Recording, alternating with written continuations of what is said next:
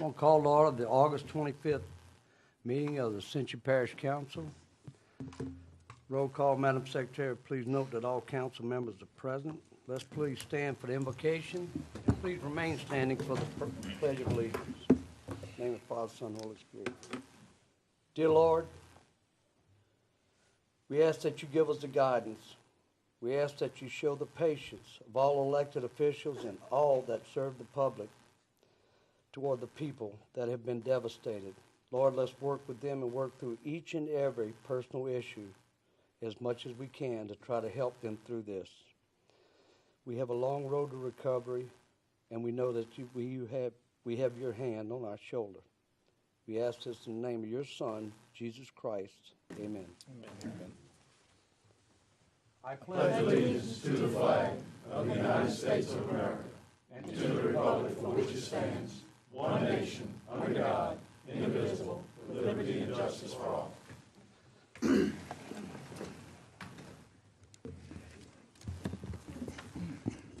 There'll be no chairs additions. Public comment period. Anyone wishing to speak on any agenda item, please sign up with the secretary, and you'll be given time when that agenda item comes up. We'll move right into the parish president's report. Mr. Matasso. Okay, at this time, I'm going to call up Rick Weber to give you all a little overview. Mr. Chairman, members of the council, just really quickly where we stand right now. The shelter at Lamar Dixon, we've got 231 people in the shelter. It's fluctuating slightly. That's down from about 800, so that's a really good sign. Down to about 800 plus animals, down from about 1,300, so that looks good. Volunteers, we've got the Southern Baptist at Lamar Dixon, Samaritan's Purse. That's going to be helping our residents shortly as soon as they get established and get deployed. The Disaster Recovery Center, it's operational at the Lamar Dixon Expo Center in the second floor in the banquet room at Lamar Dixon. So if any resident has a FEMA claim, they can go to validate their claim or get data from the DRC. The Disaster Supplemental Nutrition Assistance Program, emergency food stamps that'll begin operations on the 29th at the gym at the Lamar Dixon Expo Center, and that'll run for 5 days. We can ask the residents to please heed the announcements made by the Department of Child and Family Services to follow the alphabet of your last name and only show up during that time frame to kind of help with the traffic. So the last time they did it without it, we backed traffic up all the way to I-10, but we should be able to maintain control of that if they heed the letter of the last name on a certain day. Right now, all events at Lamar Dixon has been canceled until we get out from underneath this declared state of emergency for the flood, and then we also have some tropical activity out, what we're looking at right now, which is something that none of us, I don't believe, want to come near us, so with all the debris that we have in the area. We did our first GOSEP conference call at 2 p.m. today. We just got an update from the National Weather Service. Our trigger point for Ascension Parish is the tip of Florida, to where we start pulling the trigger on the things that we need to do for tropical activity. Not there yet. The cone of error is still way too wide for us to start expending any resources we need for this. But we are keeping an eye on it. I want to assure all residents that we're coordinating with our state and federal partners, and we are keeping an eye on it. In terms of debris removal, we started with 9 trucks yesterday, day before yesterday. Well, we're up to 12 now, and by the end of the week, we should have 19 total grapple trucks running throughout the parish by DRC.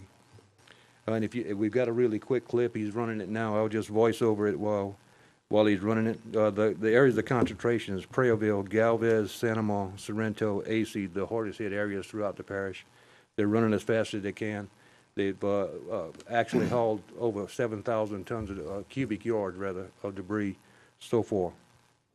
We've got the DEQ permit this morning for the public drop-off point for construction demolition debris only at the Lamar Dixon Expo Center. So that is now open. Please don't bring household hazardous waste. Don't bring white goods to the Lamar Dixon Expo Center. Only construction demolition. That includes furniture. But it's everything that you rip out of your house, sheetrock, carpeting, wood, clean wood products. Just bring that towards it also. Had a little issue with the cycle time at the landfill. At one point, they only had 2 backup bays to get the trucks in, so the trucks were taking about 45 minutes at a time to cycle through the landfill. Talked to an owner of another landfill next to it. It was flooded out. They should be up and running today, so we should reduce that cycle time by running 2 landfills here shortly, so that should speed it up quite a bit. Other than that, I'm subject to your questions as far as where we stand right now with the, yes, sir. Yes. Yeah, Rick, Start on- go you can ahead. start on in. That's fine. Benny, you got anything? Rick, do we have, I guess Ascension, Volunteer Ascension, they have groups available to help folks tear out and stuff still going on? Is it? They do, but we also getting Samaritan's Purse in, and they've done an excellent job for us in the past, and I expect them to do the same. Do we have a number for them to call for I that? don't, but I can get it, and we'll publish it on Facebook and our webpage tomorrow. We'll get it out on Channel 21. Okay, thank you. Mr. Cagley. Rick, I'm sure it was just an oversight, but Gonzales is doing their own debris removal. Correct. I think they got 5 trucks. I think the mayor said he had 5 trucks, but they're doing their own debris removal. We're under an intergovernmental agreement with the town of Sorrento and Donaldsonville should they need it, but I don't think Donaldsonville experienced much debris from the flooding event this last go around. But they're doing their own debris removal. Thank you. Ms. Cazzo. Rick, Rick, thank you. Just at this moment, compliments and appreciation to you and your team. Thank you. It has been a real, it's been unbelievable to work with you. I cannot tell you how the degree of professionalism that I have observed in the OEC and throughout parish government in its entirety. So I thank you for that.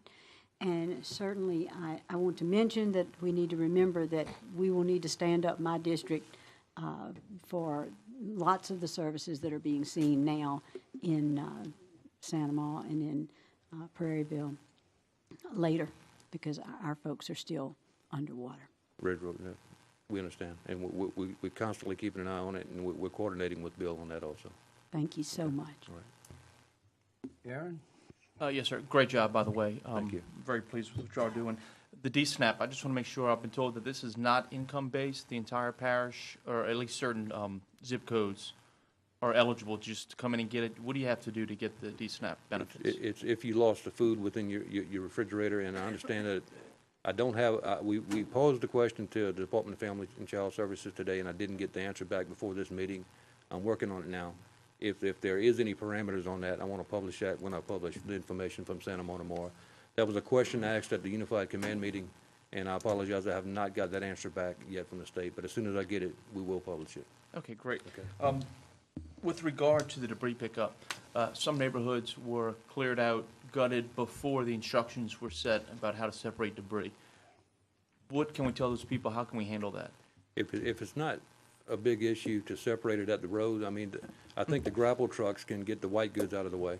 But what I can do is bring up Kermit Kramer. He's with Tetra Tech, and he's our debris monitor, and he can kind of elaborate a little bit better than I can on that. So Okay. Kermit, could you elaborate on that for me?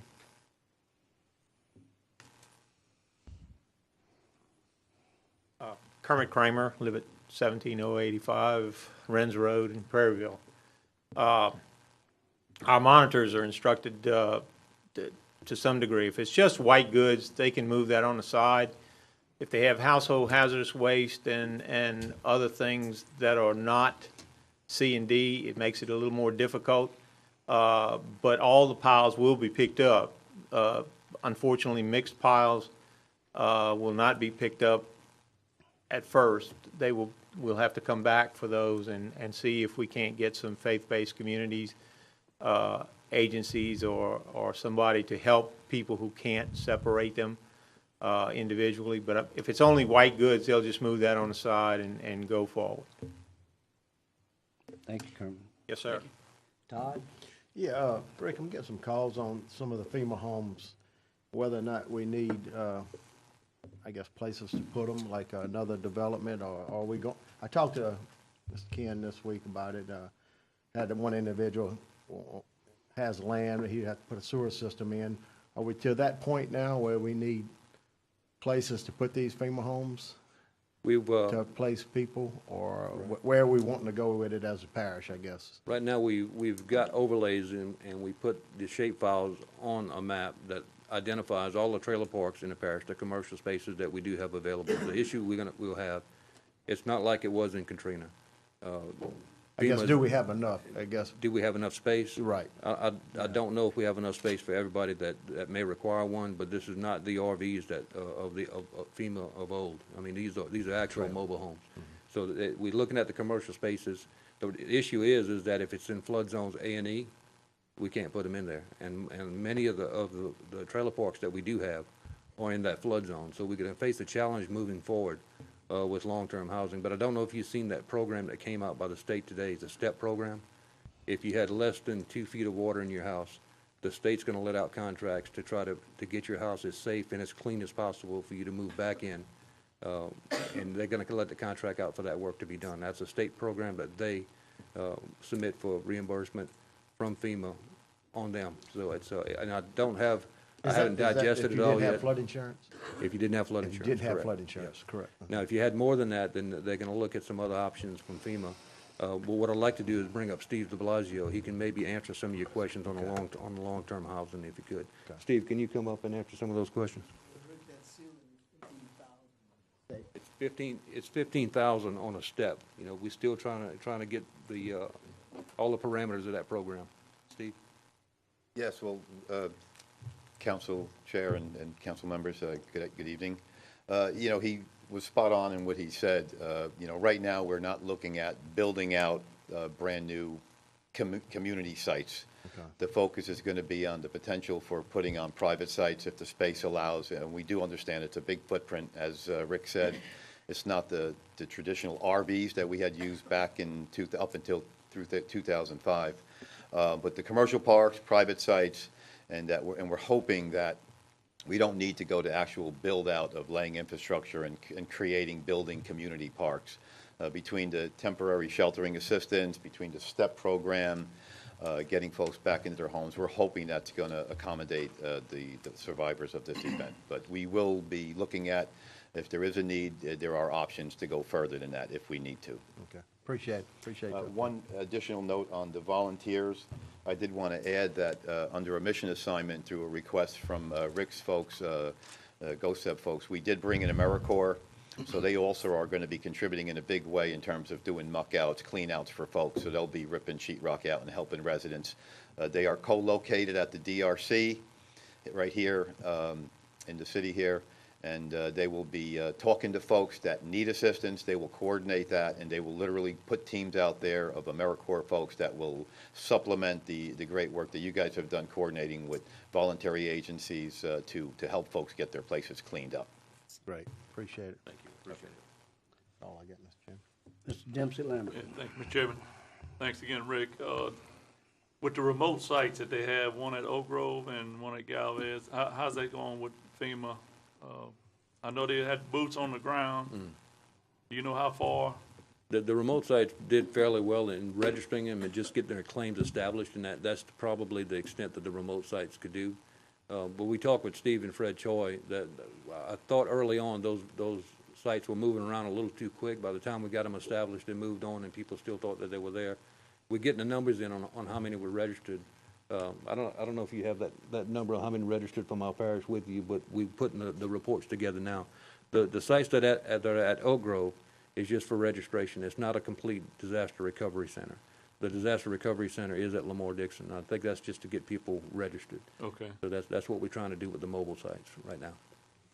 And I know that when they make a pass through, they gonna leave a tag somewhere in case they miss someone, or Could you answer that, Steve, if you're leaving a Business door card or tag? something? I'd like to see them properly tagged so people, because I mean, so many people are displaced. I mean, if they go through and make a sweep, I want to make sure that they've been there. For the most part, the disaster survivor assistance folks that he's referring to doing that registration versus the DRC fixed sites are at additional fixed sites right now. They are not going door to door because most of the areas are inaccessible or folks are not there during the day. As I continue to coordinate with Rick very closely, we will be identifying pockets of areas where we feel we need to be going door to door, And if in fact they went to a residence and no one was there, they would put a tag on the door and leave a number to call. Our concern is that the folks get registered. These folks going around are out there to encourage people to register, and if they have not registered and then the folks are there, they actually could register them on the spot. Thank you. In addition, Dempsey, if we could, we know people are gone during the day. If they can contact the office, if they don't have internet access, if they don't have phone access at home, my staff will help them register. And that's what the DSA teams that he just mentioned does. My staff will help them register too, however they need to do that. Okay, thank you.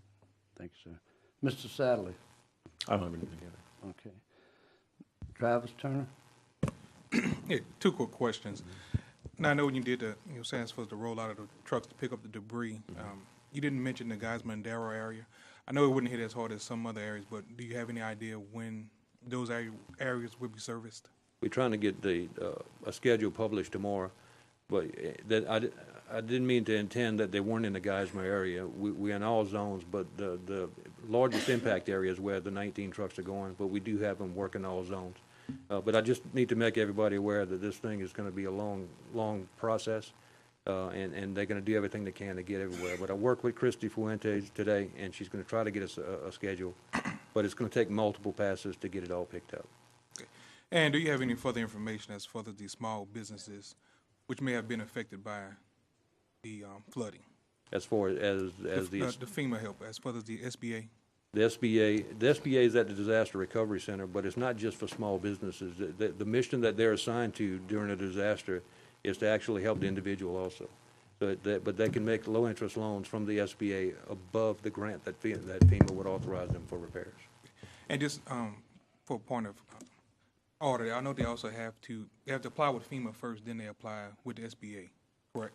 Correct. They have to get a registration and a claim number, and they can check it with the SBA at the DRC at Lamar Dixon. Okay.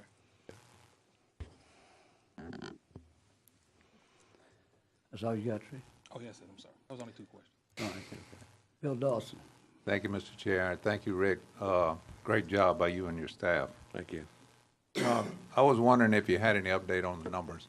I see in newsprint that we've got 30 to 40,000 homes destroyed or affected, let's call it that, and I read 88,000 people that were affected. Do you have an update on that? Or we had some preliminary numbers that we calculated early on, and then some numbers came out from LSU, SDMI, and the governor's office. And I think those numbers may have been a little skewed, high on the high end. We predicted early on we have to use a spectrum of damage. Some homes are just affected to major, minor, and totally destroyed. So if you look at that entire spectrum, we looked at around 17 to 19,000 homes that were impacted. We tried to print a correction to that number by contacting the media today, and we're sticking to that, somewhere between 17 to 19,000 homes that have some type of impact within the parish. I think we only have 40,000 homes in the entire parish, according to the assessor, so that number would have been extremely high. So generally, can you say about 3 residents per home? Yes. It'd be about 60,000, somewhere 50 to 60,000 people affected. Right. Statistically, that's what the federal government uses to kind of measure that, so that you can use that number. So we're looking at roughly 50% of the parish. Is Yes. that correct? And if you look at the flood zones A and E, it covers about the area that's populated that would do that. So yes, you're looking at about the So I don't want to put you on the spot too much, but the debris pickup. Have you got an idea of how long that will last? No, weeks. It's going to be long, but I can bring Kermit up to kind of give you an estimation. But what we're trying to do is get a first week of run time, and that way we can get a good calculation on how many yards they're taking out per truck, what's the cycle time at the landfill, and we can give you more accurate information within the next 48 hours, and try to give you an idea how long it's going to take. But my first estimates when this happened was 720,000 cubic yards of debris, and I think we're going to be pretty close to that. And that's about 100 yards per? Between 100 and 150 yards per truck, depending on the design. Yeah. Okay. A lot of trips. Yeah. Thank you. Okay. OJ? Yeah, Rick, once again, I'm like everyone else. Great job by your team and parish government. Ascension Parish Sheriff Department, Fire Department, everybody, you know.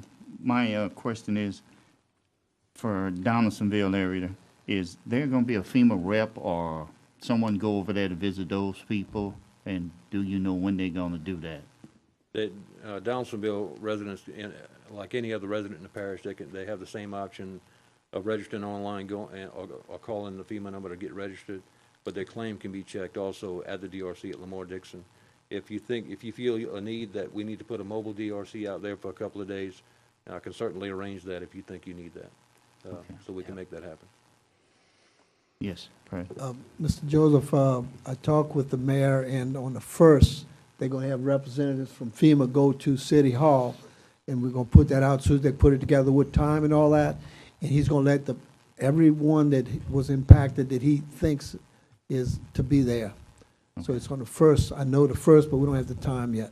Okay. Okay, we'll put that up. All right. And that's all I have. Thank you. Yes. Aaron, one more question. I think this may be more appropriate for FEMA, for the representative of FEMA, but about the date of loss of the flood. Do we have a specific date of loss that's been clarified? Because you only have 60 days to file your proof of loss. Are you talking about the for under national flood insurance? Okay, that'll be a FEMA question. Okay. So Steve may have the answer on that, so we'll bring him up. Okay. Sir, I am not an NFIP expert, but I wasn't sure what you were asking. Under the NFIP, you have to file a proof of loss within 60 days of the date of loss, and the standard, I think it's the standard flood insurance something, I don't remember exactly what it is, but I remember from Katrina that they set that date of loss, and if you don't file within that 60 days, no matter what losses you have, you're probably not going to recover. They'll file a motion for summary judgment against you and you lose it.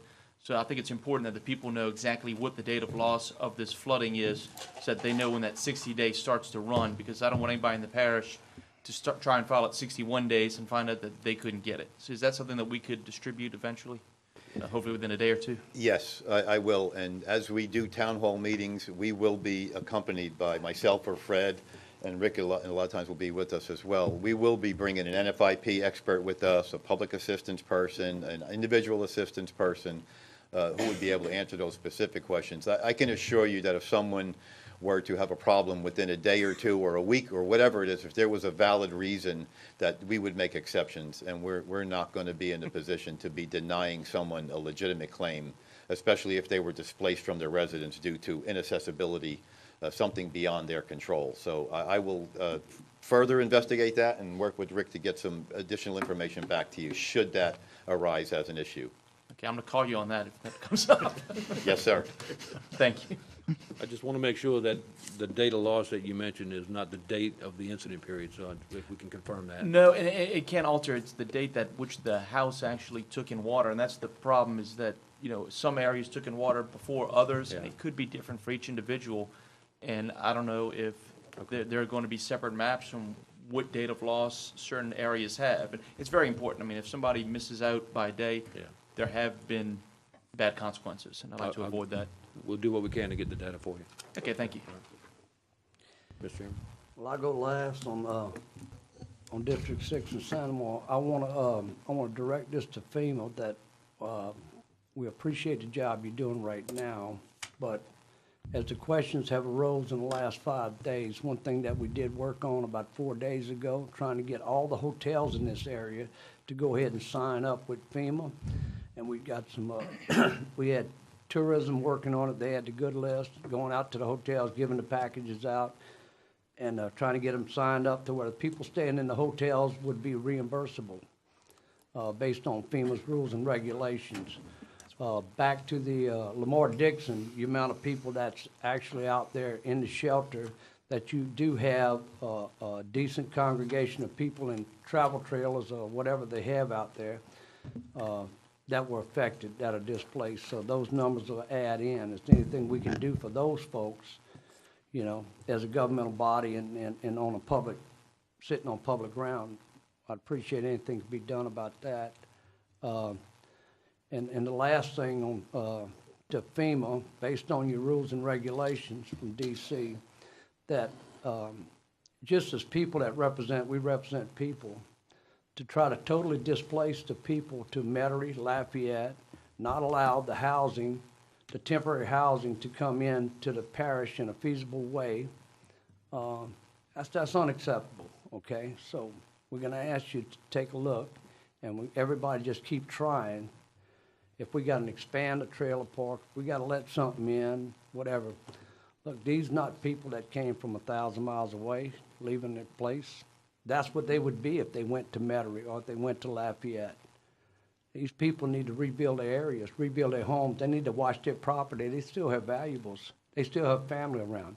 They need to be able to find some kind of shelter that's feasible and safe to live in for the time being while they're repairing or doing whatever they got to do. So I'm asking Steve and on up the ranks that let's continue to take a look and see what we can do for the people to allow them in some kind of housing that's within the community area. If it can't be in their yard, if it can be within a couple of miles, a place they can retreat to at night while they're working on their homes. 90% of the people I know will do almost anything for their own selves. They don't normally reach out to the federal government or anybody else. All they want is the government to allow them to be able to help themselves. Not people begging for a handout. And on the other hand, back to the federal government and all the people that we've had come and visit from the federal government, all the way from the president on down, and the governor. Some of the things that we're trying to do with Frog Bayou and Spanish Lake and Frog Bayou, the Corps of Engineers. We need somebody to cut the bureaucracy, and when we want to do something that's good and it's not going to hurt people and it's engineered, to be able to give us good approval, okay? Not run through the red tape. Back to trying to get, we have a whole host of people that they're not waiting for that debris pickup. They want to bring the debris from their house. They want it out of their yard. We've had some holdups on getting our site ready at Lamar-Dixon based on DEQ and EPA and stuff like that, okay? That's within the governor's means to be able to help us with that and cut through that red tape. We don't need the visits, we just need the help. He's got that ability. The federal government has that ability. These are people that want to help themselves. All they want you to do is take the roadblock out from in front of them. And, once more, this is a long-term rebuild. So we just need to continue as government, people, we represent people to try to help them. Rick, appreciate everything you guys are doing, appreciate all the staff, the Department of Public Works, and let's just continue to move forward. Mr. Satterley. Yeah, thank you, Mr. Chairman. I did pass my turn, but I want you to know, Mr. Weber, I also appreciate the effort that you put out. And I actually thought about something you just said, and so I'd be remiss not to ask this question. You said 800 people at Lamar-Dixon has been reduced to 200. That's wonderful. You also mentioned 1,300 animals have been reduced to 800. That's very, very good, too, because that's 500 less animals. I guess the question I have, though, is now that we have 800 there right now in the facility, Kara's house, of course, in Sorrento, went underwater, and I did read in the paper that we're looking into how much damage was done there and what's going to happen and so forth. But do we have any update or any plan right now of how we're going to handle those 800 animals? And I assume those are mostly, if not exclusively yet, strays, and maybe some of those with the 200 people still there belong to those people, and they'll be taking them with them when they go. So the number could be less, but nonetheless, I believe we had like 220 animals at Cara when the storm hit. Those have been located largely, it's my understanding, outside of the parish into foster homes, and of course some of those probably went under and came to Lamar anyway. But so there's going to be a pretty good population. It's going to be anywhere from, you tell me, 3 to 4 times the size that Cara was accommodating before the storm, and certainly the facility's not going to get any bit bigger, and it's wrecked. So what are the parish plans, if any, right now to handle these 800 animals? Of course, Mr. Adderley, it's going to be a challenge, just like every other thing that we deal with out here. We're going to continue to work with the Department of Agriculture. We're going to continue to work with Caris House. We're going to continue to work with the LSU School of Veterinary Medicine. We're going to continue to run this operation because one of the most important things in my office that we keep an eye on is animal safety. I'm an animal lover myself. I was a horse owner. You know, I have pets now, so I want to make sure that we focus on it. But the key thing is, that you're right, that a lot of the animals, the population will decrease once the shelter closes because they have animals there. We're going to continue to work with Caris House to do that. And we just did a damage assessment on Sorrento property right now to see exactly where we can to bring them back in there. If we need to expand it by bringing other cages in here temporarily, we'll do that. If we need logistics or resources, we will request it through WebEOC from our state and federal partners. You know, that's one thing I kept my finger on the pulse of throughout the whole incident was that, because I know how important it is. Yeah, again, I appreciate it. And one follow-up question. I'm getting a lot of blowback about PETA, People for the Ethical Treatment of Animals. Sounds like a great thing. Who would not be for the ethical treatment of animals? However, I've had experience with this group in the past as a college professor at LSU. They have a long history of being a violent group, firebombing research facilities. They have underlying agendas, which we don't really need to get into, but of trying to convert everybody to be a vegetarian, et cetera. My understanding is a lot of people are posting saying that the parish intends, like some other parishes, surrounding parishes did, to relinquish some of these animals to PETA. My further understanding is they're taken to Norfolk, Virginia, at a facility that PETA operates that has something like a 95% kill rate. Number one, if they're destined to be euthanized, it's foolish to even make them travel, if that's true. But you know, I would like to see us, what you just said, try to do our best to do something with them, keep them here in the state, and I would like to see PETA, frankly, stay out of the state of Louisiana. Doc, that's the first I've heard of it, and I'll definitely get my staff to look into it. I haven't been contacted by that group. There's nowhere in our plans that the animals would leave Ascension Parish, let alone go outside of the state of Louisiana. So they may be adopted outside of Ascension Parish later on. It was never in our plans to turn them over to another organization for euthanization. So it's, yeah, that was never in the plans, but I will definitely have my staff investigate that. I appreciate you saying that, sir. Okay. Parish President. Mr. Chairman, I had a few calls about PETA, and I spoke with the state organization and with Ms. Smith, and both of them said they had no intentions of turning over any of those animals to PETA. And as far as the state agency has mostly pets of people, and they started notifying them today, you know, to come get your animals if you could, and so they think a lot of those will clear out. Cara has about, last count I heard was 191, and I'm just waiting. I had a couple of quotes. By tomorrow morning, we ought to have a company to actually clean the shelter out and sanitize it. All indications from my people and all the inspectors on the building itself, the only water that may have come in was through the drains, which have backed up before. But I can assure you that this company that we pick tomorrow is going to ASAP clean this place so we can get Cara back in their home. Thank you, sir. Rick, I got one last thing, and Okay. you mentioned it, that's looming over our head, that we're in the heart of the worst part of the hurricane season. Yes. Which would probably one major hurricane would be one of the most devastating things for us at this time. Right. But you know, when we're declared the emergency for a hurricane, the campus and the rules and everything on Lamar Dixon do change some, and because we only have so many areas there that are wind rated and all. So I just want to let everybody know that you know, we got that out there. We're working on it. We're thinking about it. So, you know, we'll continue to monitor that. Will do. So, any further questions for Rick? Yes, Mr. Joseph. Yeah, Mr. Clue, I just want to give you some kudos during this hurricane. You know, you represent the parish council very well, and I just want to give you kudos on that and keep you the good leadership. Thank you. Thank you, sir. Thank you. Thank you, sir. All right. Parish President, anything else in your report, sir? Yeah, I got a couple things, but next I got Bill Rue to give y'all a quick overview.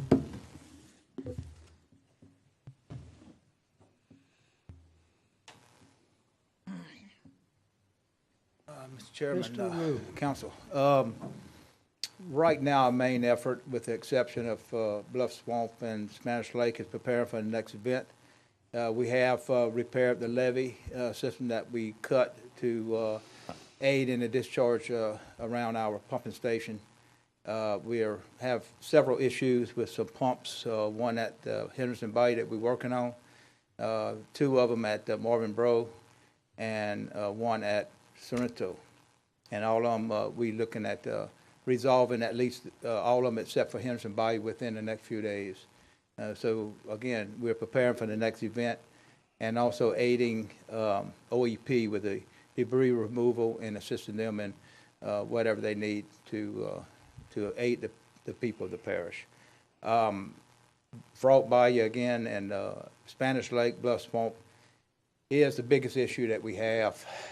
Right now, we have increased the flow out of our cut substantially. Right now, I think we should be running at about 650,000 to 700,000 gallons a minute out of that cut. We're getting 130,000 out of the pumps, gallons a minute. We got both gates open, probably getting another 20,000 or so out of that. I guess altogether you're looking around 800,000 gallons, and we're hoping to increase that as the level increases or decreases in Manchac. And right now, based on the quantity that's in that basin and the amount that we're able to get out, I'm hoping by next Friday we'll have it down to below elevation 9. And at that point, you know, we're out of most of the yards, and we're able to, the people on Ridge Road and along Bluff Swamp, along Bluff Road, we'll be able to get into their homes and start doing the necessary repairs or demolition if necessary. That's what we're looking at right now. So again, we also going through the levee system. We have already looked at the Law Ridge levee and our Marvin Bro pump station levee, and both of them are functional. So we feel confident if another event, hopefully less than what we had, our levee system and pump system will be able to handle it. We do have a number of places along the Law Ridge levee on the protected side that has significant erosion, mostly because of the turbulence coming across and causing a pretty good damage to that levee, but it's on the protected side. So we get a moderate flood on the back side, it will provide protection, even though we have damage on the protected side. So I'll be glad to answer any questions. Any questions, Mr. Rue? Aaron? Yes, we'd spoken last time about bridge inspections. I know that we had 2 bridges in Muddy Creek that were underwater. One got hit by another bridge. When is that going to happen? It's already started. We're working with DOTD as part of our off-system bridge program. The inspectors are in the parish doing inspections now. And again, that's part of the off-system bridge program. With the bridges that is not in that program, was mainly part of in pasture type bridges or bridges on private roads and stuff like that. We're doing it in-house. We have a number of bridges completely floated off. To those people, first thing we're trying to do is get the people to find another access to their property, because it could be a while before we be able to get some of these bridges replaced, because again, it's a total replacement. And in such a case, most of the time we're going back with box covers and things like that, getting away from bridges, timber bridges. So again, what we're trying to do is relocate an access to their property while we're working on this problem. Okay. Well, I have one more question. I'm assuming in a storm like this, some of the ditches and waterways get clogged up with all the debris. Do we have any plan to try and clear some of that out before this next system possibly comes our way? Actually, what we do, we started already, is going in and surveying our bayous, our main channels and stuff. Actually, what we are going to do in the next few days is go through with our camera, our Channel 21 cameras, and take a full movie of our major channels like we did several years ago of Bayou Conway and Panama. So we have a record of the status of each one of these bayous. And we have a location, if we have a problem where we need to mobilize and immediately and remove this, whatever is in the bayou to prevent a problem, then we'll know exactly where it's at and we'll mobilize immediately to do that. But again, the first thing is to do the total survey, but we will record it so we have a record of what is there. Thank you. No more questions. Ms. Cazzo. Yeah, Bill, this may be a DOTD question, but I think you might can give us some insight. Bluff Oaks at Bluff Road is a significant problem for the Dutchtown community. That is, gives us one less access to the interstate. And so could you give me an estimate, and I know it would be just your best guess, of when we might see the ability to use that road again? You talking about the Bluff Road itself? Yes. And that's that slough, that's that Clown Peter, we call it Clown Peter Slough that goes Right through there, there. the slough. We're looking at, I'm hoping for Monday. Because again, it's in the front part of, toward the front of that basin. And usually, you know, again, we're only looking at a couple feet and we should be passable. I'll go through there every day. And as long as you stay on the high side, you're still good. But I'm hoping that by Monday, you know, if all of everything I'm saying about Bluff Swamp and Spanish Lake is contingent on not getting increased rainfall. Every day we've been getting some rainfall in that. And so if we get a rainfall, inch rainfall in that basin, it builds up 1 inch, period. So hopefully we won't have significant rainfall. And these predictions I'm making right now will probably hold if that doesn't happen. So again, probably Monday afternoon, Tuesday, should be passable. I don't know how good, what kind of contact you have with DOTD, but that's going to be a major problem on Monday morning when everybody goes back to school. So if we are seeing a decrease there, would it be possible for us to get some bladder there and get that road to 2 lanes and passable for Monday? Absolutely. I'll tell you what I do, and I'll work on it. The way that particular road is at that point, it's a high and a low side to that road. I think it's very possible. I didn't think about it until now, but we probably can put some bags, super bags of sand on the low side of it, because as soon as the high side goes down a foot, that part of it is protected. If we can protect the other side, pump it out, keep the low side from coming in from the east side of Bluff, I think we can open it up. So I'll look at that in the morning and see if we can mobilize and do something over there. That would, our community would much appreciate that, sir. Thank you. Okay. Yeah. Mr. Dempsey Lambert. Bill, what the earliest would Henderson, what are you thinking on that pump, the repairs? It depended. Right now, we're looking at trying to put our stop logs in, get down and look at the, you know, the impeller itself and seeing the condition there, see if it's got any kind of blockage. Mr. Enlow and I talked today about it, and we both feel that it's more of a bearing problem, the brass bearings. And we're going to have a full assessment of that Monday or Tuesday with some experts that's coming in. And we'll have a better idea of what it would take to fix. But in any case, it's not going to be fixed within the next week or two. You know, it takes a while if it is the bearings. But we'll have a better estimate by Tuesday probably on that issue. My friends in Pinecrest, I'm sure they're going to be interested in this. Right. So whatever and you can do to speed it up, please. I can say the other pump is functional, very, you know, in very good shape. And our levee system, everything around there is in good shape. So we're back to normal. Thank you. As long as we have a normal occurrence and not 1,000 a year. So. Yes. Yeah. Sadly. Thank you, Mr. Chairman. Mr. Rue, this 800,000 gallons per minute that's traveling across, I guess it's Alligator Bayou Road from the Spanish Lake Basin to Bayou Manchac. And I remember when you talked about this at our special meeting, right after the storm somewhat subsided, to move that water from Manchac then back to the meet. With the soon-to-be tropical depression, Hermine out there in the Gulf, perhaps it becomes a hurricane, comes this way, not whatever. I am getting some calls of people who are concerned that went underwater, who lived right on the banks essentially in all those subdivisions in my district off of Perkins Road to Bayou Manchac, that if we, I know you say we're chasing it 2 feet down from one side, we bring 2 feet more. Can you say some things comforting that they're not going to go back underwater if this hurricane moves to us? I can tell you this. Number one is we're monitoring all our gauges and visually monitoring the downstream effects of what we're doing there. As of right now, as of a few minutes ago, the last time I checked, there has been absolutely no adverse effects downstream. So Bayou Manchac is steadily falling at the same rate. So if you look at the graphs on our gauges, the steady decline at the same rate. Even when we opened everything up, it did not change any. It is stacking up around the locks itself, which is natural because you got a lot of sudden water impacting that specific area there because of the buildup.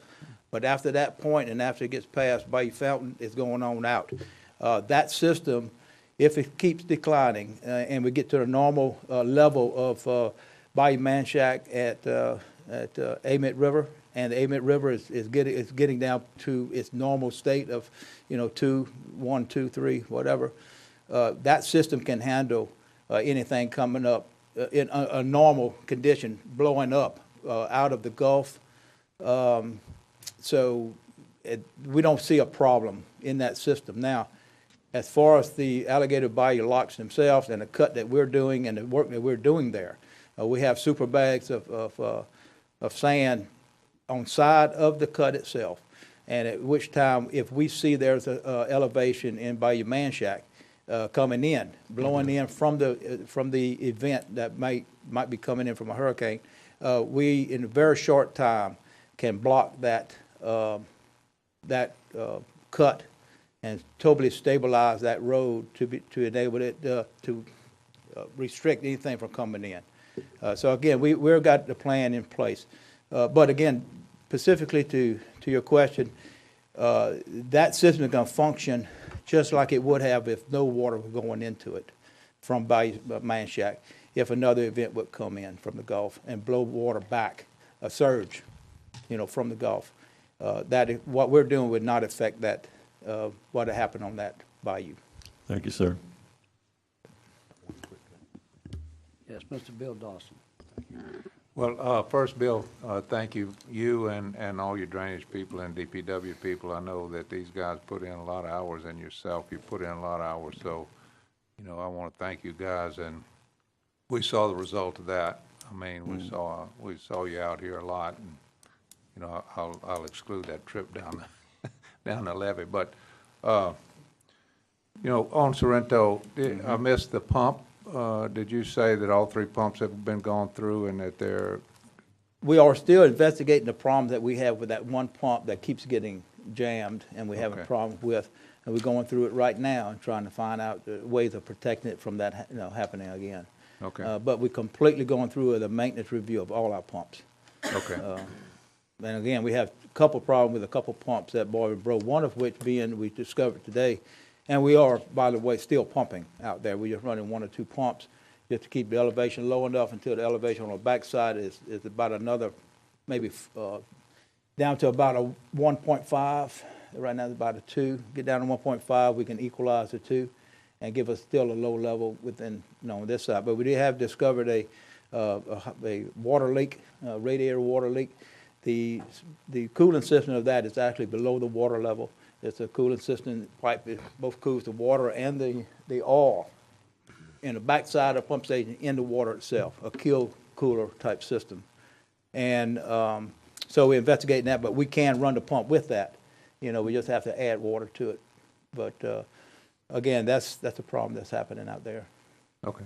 One last thing, if you have a chance, could you look at those main culverts across John LeBlanc and Main Street? No, we are. Okay. That's on my list. Okay. For when we talked before. All right. Have that. Okay. Thanks again, Bill. Yes, sir. Thank you, sir. Mr. Todd Lambert. Yeah, one quick question, Bill. During the flood, we had I think our vac trucks were out of commission at the time. Have they been repaired? And they're being repaired at this time. They're being repaired. Yes. We still have a rental. I think one is functional, the other one is still being repaired. I know at the time, I think we had a rental, because we had quite a few culverts. Right. With this other storm coming, if we could address some of them work orders that were out there. And again, our primary duty, again, now is being prepared for the next event. Correct. A lot of which is a repair of our equipment, because some of our equipment actually got water in it. We were getting those replaced. Even this today, we had some replaced, we're replacing the rest of them first of next week. Okay.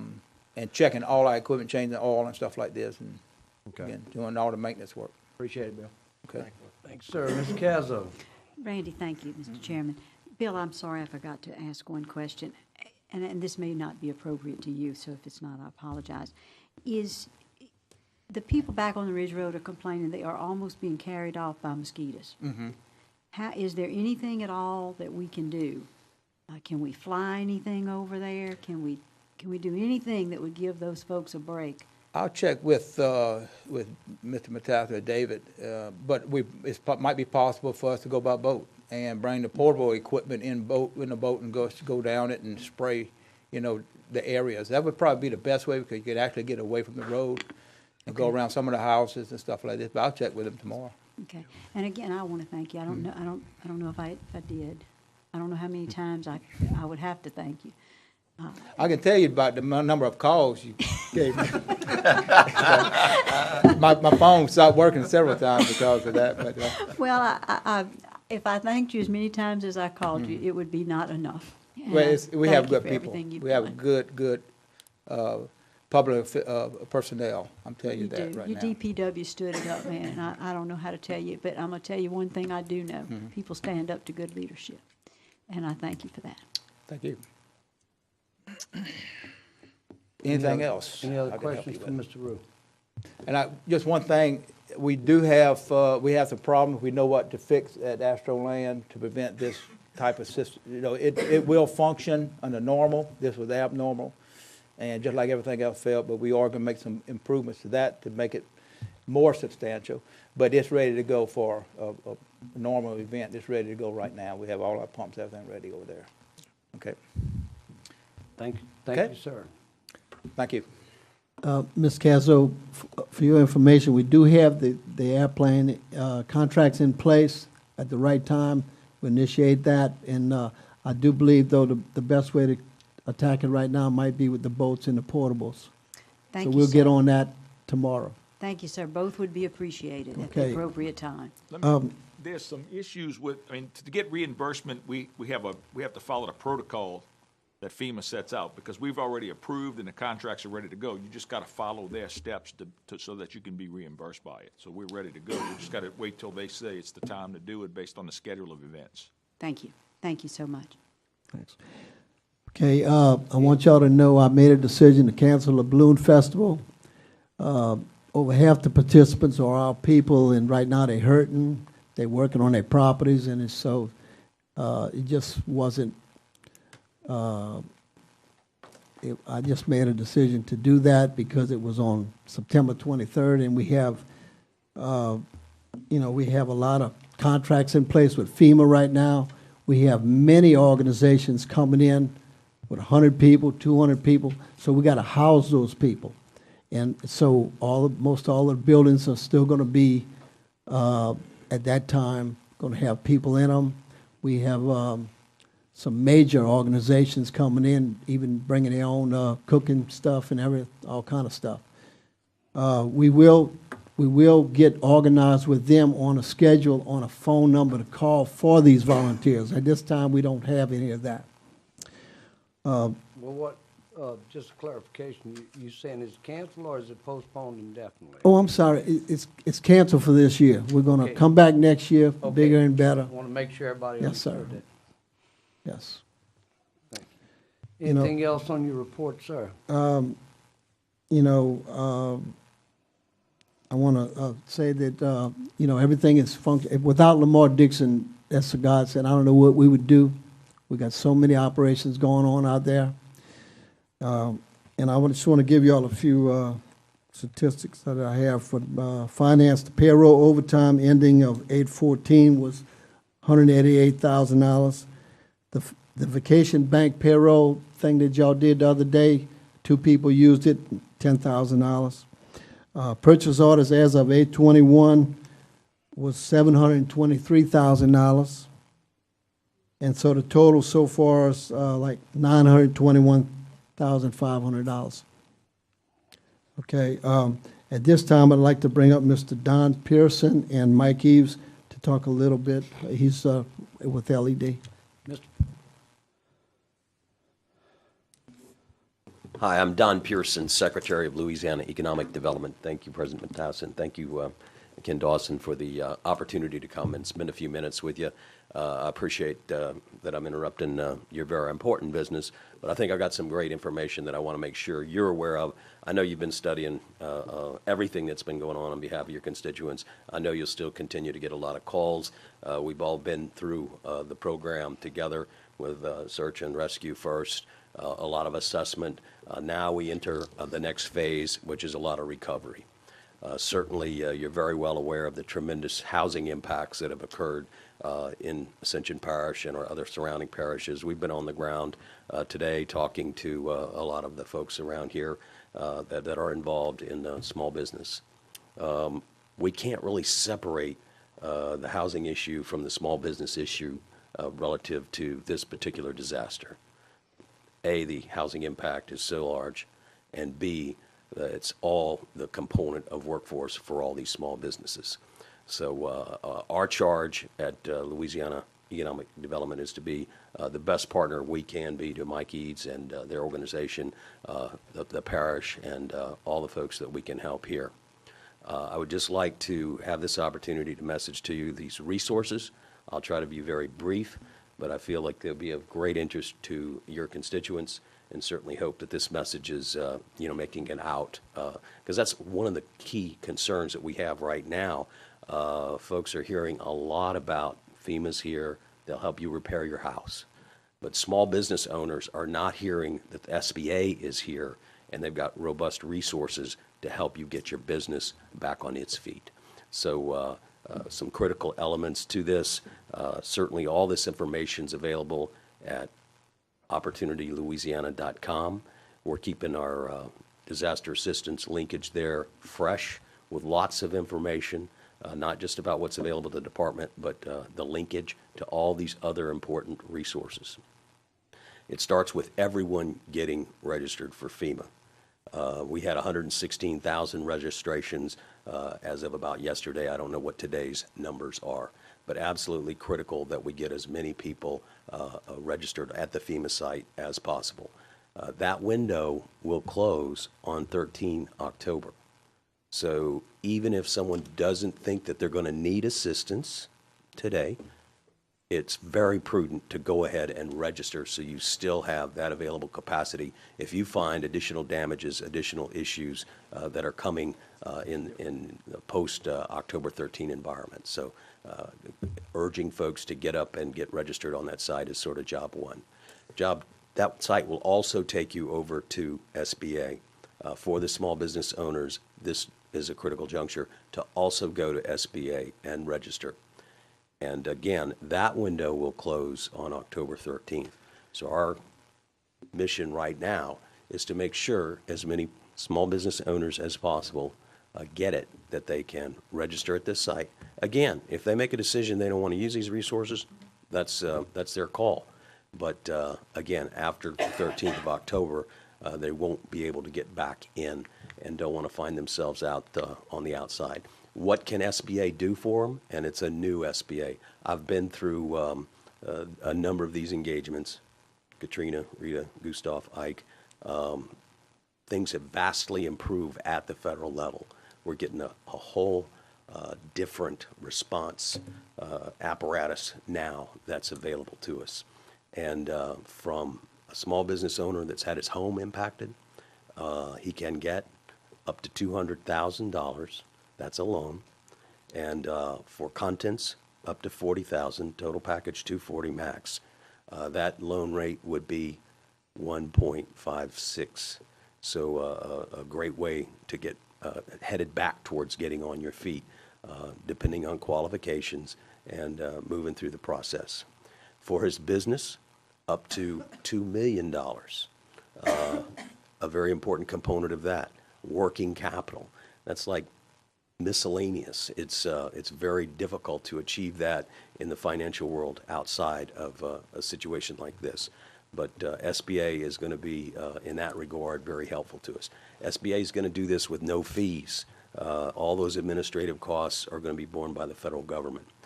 We opened today at Bancorp South on Highway 73, just off the interstate, small business disaster recovery center.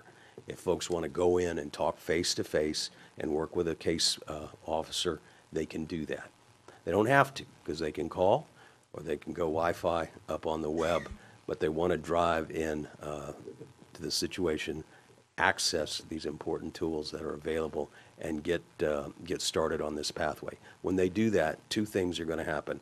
And this is a nice part about this new apparatus that I just wanted to share with you. One thing that'll happen is within 7 to 14 days, a confirmation, someone will come to inspect the damage. That's important because that's the accountability back to the taxpayers that we're actually deploying funds against real damage. But at that same time, the administration portion of this loan application is moving through the system. So after application's completed, within 7 to 14 days, they can have someone look at their damage, and within 21 to 30 days, they can have the first tranche of funds deployed to them. $25,000 comes first. The balance of those loan proceeds will come as work is accomplished and receipts are presented, or the contract that you have with a contractor for repair of damages. So very important that we overcome this issue where small business owners, because they've been busy, because as you know, there's a lot of trauma, there's all kinds of terrible things associated with this disaster, but the pathway back to normalcy begins now. I know you're getting those constituent calls, or will be, and we want you to know where you have the resources. We'll keep Mr. Eads fully informed. Great partnership that we have, but in these tough times, the most important thing we can do is make sure folks have the resources they need to get back on their feet. This is an important pathway to that, and wanted to share that information with you. Real quick, I got a couple quick questions, and there's a lot of people out there that need exactly what you're saying right now, because we have, we have the FEMA, the IA and the PA, so, for the individual or public. And where is this? Is this federal money, these loans? It is. Okay, that's good. And is there a cap? Is there like 40 million out there and we're going to run out? I mean, I'm just asking. These are taxpayer dollars that Congress sets aside every year in a disaster relief fund. I don't know the exact amount in I was just wondering if federal resources, deep pockets. Yes. Thank you very much. Mike, you had something? No, I want to add, my thanks to Secretary Pearson and all his people have been working very hard along with this SBA, the Small Business Development Centers and others on this. And beyond the small business side, just for a second to talk about the larger businesses, and this is anecdotal, most of it, but Don's people, his business retention expansion people, and we have called almost all, if not all, the major employers in Ascension Parish, and I'm pleased to tell you that they're in business. Their biggest problem is obvious, is getting people over the people to work, but none of them are closed down. So Ascension, from that regard, is open for business. All of our certified sites that we have in our system available for new business, except for one. We have 10 of those. Only one of them had water on it. So, I think we need to put the message out. Well, not to minimize our problems, but we're open for business. Is there any way, Mike, that your office can assist if somebody gives a call at your office to Ascension Economic Development to, if they get Larry and you can yield them or guide them? I understand the question. I'm sorry, sir. Any of the local business owners, small business owners, they call your office and then, if they got some questions, you can guide them. Oh, absolutely. Yeah, we're all connected together. Plus the chambers are involved locally and regionally. So yeah. We can help. I mean, Might as our, not be able to help directly, but we can yeah, find them some help. as our local economic Right. development engine, you know, you guys. Thank you, sir. Yes, sir. Any other questions for the secretary? Thank you for your time. Yes, Mr. Turner.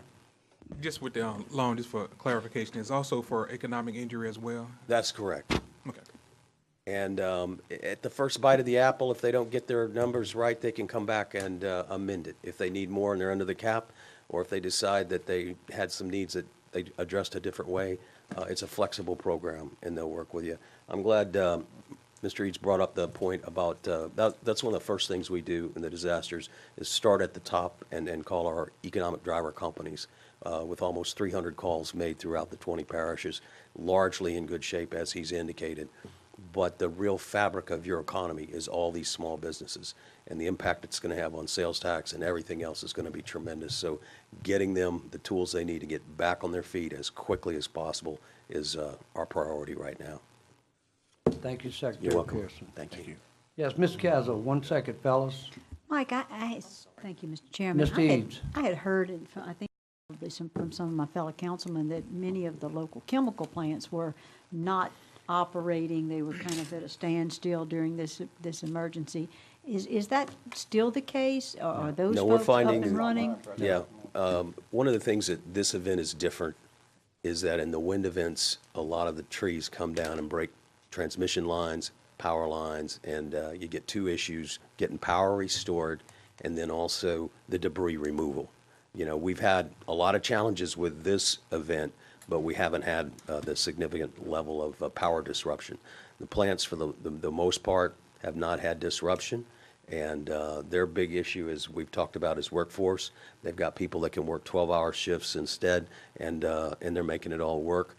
They've had a little bit of logistics interruption, but most of that's cleared up now, so they're pretty steady state. They need the help with workforce, housing, and getting the families back secure, and that's what will allow us to get the workforce back in place fully. Well, this may be an appropriate time to thank our chemical partners for what I have seen come across my news feed, some fairly sizable, significant donations to our community, and to pass along to them how much we appreciate that. Thank you. Thank you. Any further questions? Parish President, anything left on your report, That's sir? it, Mr. Chairman. Thank you. Thank you. With that, we'll move on to agenda item number 6. Chair will entertain a motion for the consent agenda. So moved. A motion by Ms. Cazzo, second by Mr. Sadler. No, I have a question. Okay. Second was down here, Mr. Chairman. Second by Mr. O.J. Yes, Mr. Sadler. Yes, thank you, Mr. Chairman. My question is in reference to, I'm fine with 6A and 6C. I'm not fine with 6B. And if it's going to be voted in together, I would like to cast a no vote for the retainer renewal of Quality Engineering to oversee construction of soccer fields at Lamar Dixon. Okay. Then, so be it.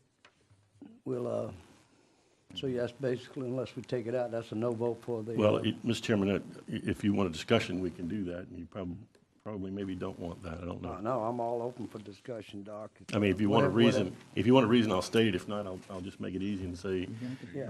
I have a negative vote on that. If you wish to vote no, and we leave it like that, I think you've stated your position, but whatever you want to do. If we want a motion to remove it and talk about it separately, you know. We can do Whatever. that. We're in discussion right now on the consent agenda, so please. We can do that if you like, Mr. Chairman. Do we have a motion to take item number B for discussion and pass the rest of it like we normally do? We would pass everything else, put item B on the side, and then we do a roll call, vote on it because of that item. We good with that, legal? Yes. Okay. Well, the chair would entertain a motion Make a motion to accept all items except item B for discussion. Second. We have a motion and a second. All in favor?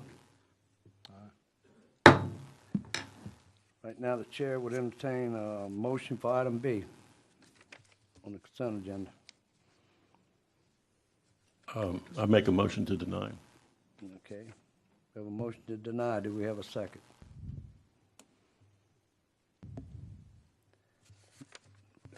No second. Motion to approve item B. We have a motion to approve item B. Second. We have a second. All in favor? Object. Roll call, Madam Secretary, on item B, consent agenda. Councilman Joseph, Yes, approve. Councilman Dawson, Yes. Councilman Turner, Yes. Councilman Satterly. No. Councilman Dempsey Lambert, Yes. Councilman Todd Lambert, Yes. Councilman Lawler, Yes. Councilwoman Casso, Yes. Councilman Cagnolati, Yes. Councilman Johnson. Yes.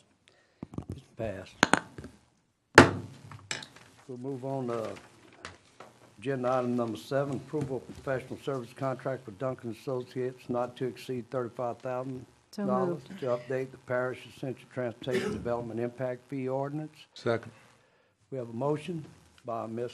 Cazzo, second by Mr. Bill Dawson. Any discussion? Any opposition? Motion passes. We'll move on to agenda item number 8, ratification of executive order to suspend ordinance number ZT 15-11, adopted on January 21st, 2016, to eliminate the ability for RVs to be utilized as a residential structure on an individual lot. So move. We have a motion by Mr. Cagnolati, second by Mr. Joseph. Maybe can I ask a question? Yeah, we're ready for discussion. We got a motion and a second, sir. Mr. Bill Dawson. Let me make sure, am I reading this correctly? It says eliminate the ability for RVs to be utilized as a, Nope. No. That's to suspend the ordinance allowing people Sorry. to put a, Sorry. We're now allowing it under okay, sorry. that's something else we're trying to do to help people. That's I got gonna, hopefully they'll be able to park them a travel trailer or something in their yard while they're repairing their house, sir. Thank you. Any other questions? Mr. Aaron Lawler. I've read through it, I just want to make sure I'm sure, legal counsel. Is there a time limit placed on this? We're giving them 6 months as they come in. I think Jerome's giving them a 6-month permit as they come in to do it. They're gonna have to get a temporary power pole, so they've gotta come in and get, most of them have to do that. But I mean on the suspension of the. We're gonna do it 6 months and then And we'll see do what's it- going on at that period of time. If people still are not rebuilding, we're not gonna kick any, mix. No, I don't want to kick anybody out, but I don't want this to have to come Right. up and there be opposition Right. to what we had already passed before. It's an executive order where he suspended it for 6 months. Okay, that's good. That's it. And if we gotta do it 6 months from now, 6 months more, we'll do it again. That's right. Any further discussion? Any opposition? Motion passes.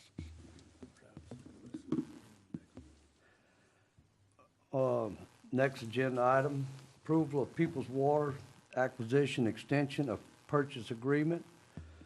So move. Second. We have a motion and a second, and, Madam Secretary, please note that Councilman Turner sustained, Abstain. abstained. One of them. On this subject. You want to sustain? Question. Yes, Mr. Todd Lambert. Yeah, Mr. O'Neill, could you explain the extension on this? Okay, we had a closing date of August 31st. Okay. We contacted them and asked them for an extension of 60 days, and they came back and said September 22nd was the most they'd give us. So right now, we either need to buy it or extend it, one or the other. So we're not sure what we're gonna do, but we need to get some time. Okay. And we've gotta do it by August 31st. So we're gonna put it back on the agenda to talk about, but at this point in time, we don't wanna be stuck with Just the for the purchase extension. agreement. Okay, thank you, sir. That's all I have, Mr. Chairman. Any further discussion? Any opposition? Motion passes. We'll move on to introduction of ordinances.